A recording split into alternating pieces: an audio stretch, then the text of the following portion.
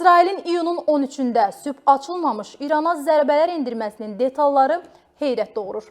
Hələ dünən axşam saatlarında Sepahın İranın ən elit, ən güclü, hərbi təchizat baxımından ən hazırlıqlı və hərbi iqtisadi imkanlarına görə ayrıca dövlət sayılan Sepahın baş komandiri Hüseyin Salami yerli agentliklərə açıqlama vermiş, İsrailin bir neçə günə hücuma keçəcəyi barədə məlumata reaksiyasında müharibəyə tam hazır olduqlarını elan etmişdi. İsrail ilk zərbədəcə Salamini öldürə bilir, həm də öz evində, yatdığı yerdə.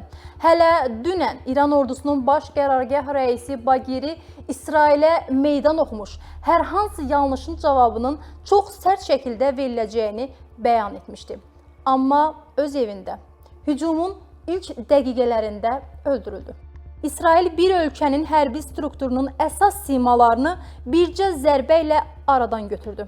Bu sadəcə inanılmazdır və görünür bütün dünya, o cümlədən İran, İsrailin imkanlarını düzgün şəkildə təsəvvür edə bilmir. İsrail İrandan ərazi baxımından 100 dəfə kiçikdir. İsrail İrandan əhali baxımından 10 dəfə kiçikdir. İsrailin təbii sərvətləri İranla qətiyyən müqayisə edilə bilməz. İsrail 10 illərdir onu qəbul etməyən düşmənlərin əhatəsindədir. İransa din və təbii sərvətlərin verdiyi zənginlik içərisində bir neçə ölkəni təsir dairəsinə salmağı bacarmışdı. Proksiləri ilə yaxın şərqdə meydan oxuyurdu. Cəmi 1,5 ilə 7 oktyabr 2023-cü ildən başlayan hücumla İsrail İranın bütün proksilərini darmadağın etməklə məşğuldur və İranın hədələrinə qarşı 2 dəfə xəbərdar edici zərbələr endirmişdi. İsrail Həmas lideri İsmail Haniyəni Tehranda öldürməyə bacaranda hansı imkanlara sahib olduğuna işarə etmişdi. Tehran prezident and içməsinə gələn qonağını qorumağı bacarmamışdı və bu faktiki olaraq bir ölkəyə qarşı müharibə aktı sayıla biləcək addım idi. Amma bu hücum Təl Əvivin İranı, onun bütün infrastrukturunu, ən məşhur simalarını evinə qədər izlədiyini göstərdi.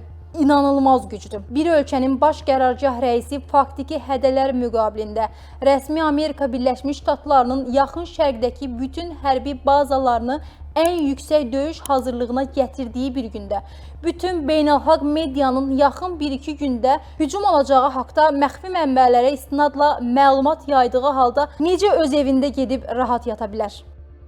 Bir ölkənin hərbi gücünə cavabdeh şəxslərin hansı gün, harada gecələyəcəyini İsrail dəqiqliyi ilə necə bilə bilər? İsrail necə nöqtə atışı ilə əsas hərbi komandirləri və nüvə texnologiyasını çiynində daşıyan alimləri bir saat ərzində aradan götürə bilər. İsrail bu İrandan 100 dəfə balaca ölkə yaxın şərqə meydan oxuyan İranı büsbütün sardığını sübut etdi. İran və bütün dünya bu gücü gördü.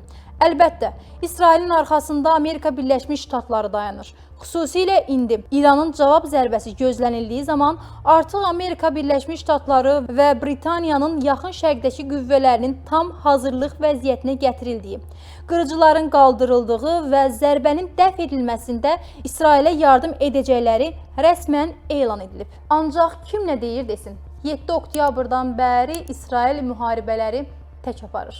İrana zərbə endirən də İsrail özüdür.